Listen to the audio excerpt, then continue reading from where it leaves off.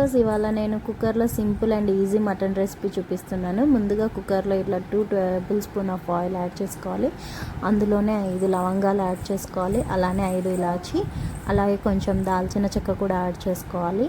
ఇందులోనే కొంచెం అవి చిట్పట్లాడుతున్నప్పుడు పచ్చిమిర్చి కట్ చేసి పెట్టుకున్న పచ్చిమిర్చి యాడ్ చేసుకోవాలి. అలానే ఆనియన్ కూడా యాడ్ చేసుకోవాలి ఫ్రెండ్స్. సో ఇలా నేను చూపించిన విధంగా ఆనియన్ యాడ్ చేసుకోవాలి. సో మొత్తం ఆనియన్ ఇలా యాడ్ చేసుకున్న తర్వాత బాగా మిక్స్ చేసుకోవాలి గరిటెతోటి. తర్వాత త్వరగా ఉడకడానికి, ఆనియన్ మగ్గడానికి త్వరగా నేను కొంచెం లైట్గా సాల్ట్ యాడ్ చేశాను ఫ్రెండ్స్. చూడండి, ఇలా చూపించిన విధంగా మొత్తం బ్రౌనిష్ కలర్లో వచ్చినాక నేను మటన్ యాడ్ చేస్తున్నాను.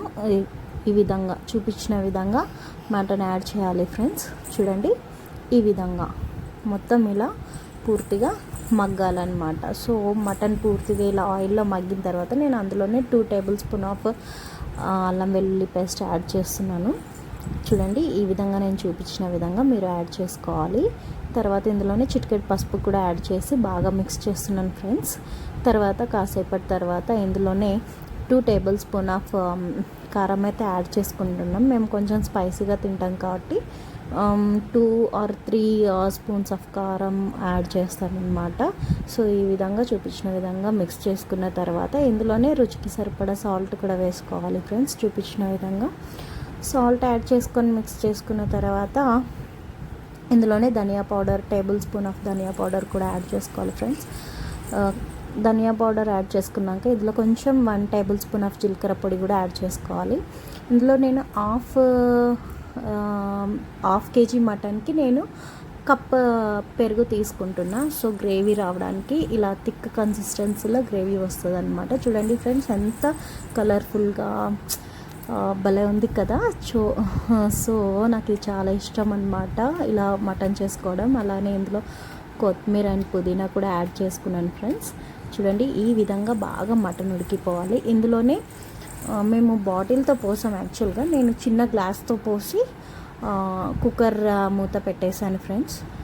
1 గ్లాస్ మాత్రమే వాటర్ తీసుకున్నాను, చిన్న గ్లాసు. సో ఇలా 8 విజిల్స్ వరకు మనం వెయిట్ చేయాలి ఫ్రెండ్స్. ఇలా 8 విజిల్స్ వచ్చాక తర్వాత మూత తీసేసి చూడండి, ఈ విధంగా నేను చూపిస్తున్న విధంగా మటన్ని ఉడకనివ్వాలన్నమాట. ఇప్పుడు కొంచెం ఫైనల్ టచ్ అప్ ఉందన్నమాట.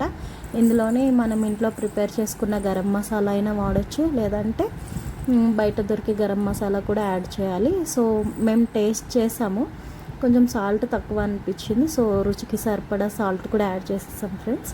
చూడండి, ఈ విధంగా ఎంత టెక్స్చర్.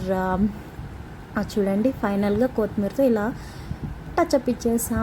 చూడండి, ఎంత యమ్మీగా కనిపిస్తుందో కదా, డెలిషియస్గా. యాక్చువల్గా ఇది మా హస్బెండ్ చేశారు మా కోసం. Thank you for watching all. Please do subscribe and like the video. Thank you all. Bye everyone. Enjoy the recipe.